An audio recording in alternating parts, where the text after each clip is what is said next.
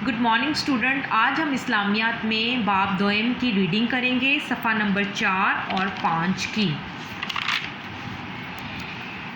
یہ دنیا اللہ تعالیٰ نے بنائی ہے، جیسا کہ آپ تصویر میں بھی دیکھ رہے ہیں، سورج، پرندے، بادل، درخت، پہاڑ، پانی، پودے، یہ سب چیزیں اللہ تعالیٰ نے بنائی ہیں، اور یہ اب ہم ریڈنگ کریں گے اس کی۔ بچوں ذرا اپنے کمرے کی کھڑکی سے باہر جھانکیے اور غور سے دیکھیں آپ کو کیا کیا چیزیں نظر آتی ہیں۔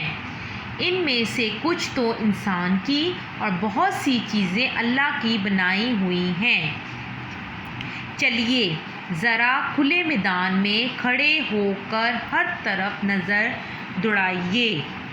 اللہ ہر جگہ موجود ہے، آسمان، زمین، چاند، ستارے، درخت، پہاڑ، جانور، پرندے، دریا، سمندر، ہر چیز اللہ نے بنائی ہے۔ ان میں سے ہر ایک چیز سے انسان فائدہ اٹھاتا ہے۔ اللہ ہی ہمیں رزق اور روزگار دیتا ہے۔ اللہ نے آسمان کو چاند، سورج اور ستاروں سے سجا کر خوبصورت بنایا ہے۔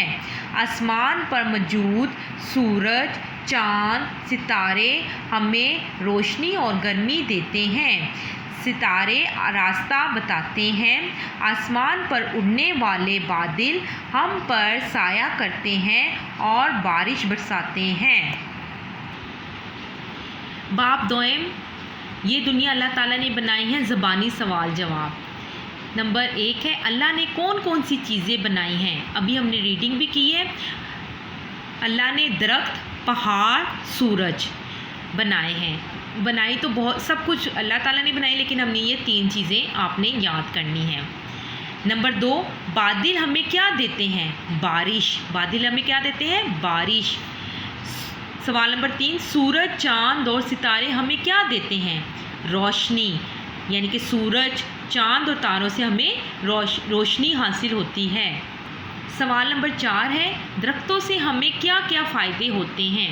جواب، پھل، پھول، ہوا، سایہ، لکڑی، یہ چیزیں، جیسے یہ میں نے پھل بنائے ہیں، پھول بنائے ہیں، ہوا ہے، درخت کے نیچے ہم بیٹھتے ہیں تو ہمیں سایہ ملتا ہے، لکڑی سے ہمیں بہت ساری چیزیں ملتی ہیں، جیسے فرنیچر اور دوسری جو گھر کی کافی چیزیں جو لکڑی سے بنی ہوئی ہوتی ہیں۔